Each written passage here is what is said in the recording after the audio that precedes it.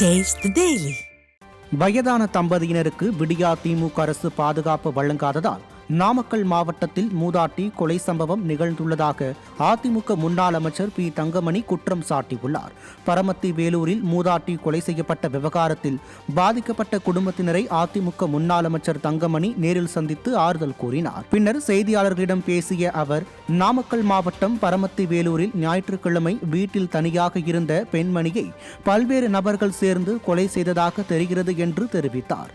மேலும் தனியாக இருக்கும் முதியவர்களுக்கு பாதுகாப்பு வழங்க வேண்டும் என கழக பொதுச் செயலாளர் தொடர்ந்து வலியுறுத்தி வருகிறார் என்றும், ஏற்கனவே ஈரோட்டில் வயதான தம்பதியர் கொலை செய்யப்பட்ட போதே நடவடிக்கை எடுத்து பாதுகாப்பு வழங்கியிருந்தால் தற்போது இந்த துயர சம்பவம் நிகழ்ந்திருக்காது என்றும் முன்னாள் அமைச்சர் தெரிவித்தார்.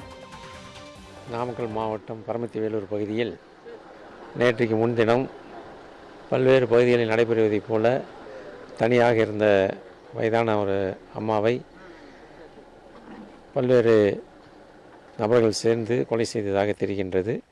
இதுபோன்று தனியாக வீடு இருக்கிறவர்களுக்கும் பாதுகாப்பு வழங்க வேண்டும் என்று கழக பொதுச் செயலாளர் முன்னாள் முதலமைச்சர் எடப்பாடி அவர்கள் கோரிக்கை வைத்திருந்தார்கள்.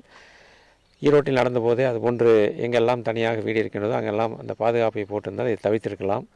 இந்த அரசு அதை கண்டுகொள்ளாத காரணத்தினால் இப்படி ஒரு துயர சம்பவம் நடைபெற்றிருக்கின்றது. அதை உடனடியாக நமது பொதுச் செயலாளர் அவர்கள் கண்டனம் தெரிவித்திருந்தார்கள்.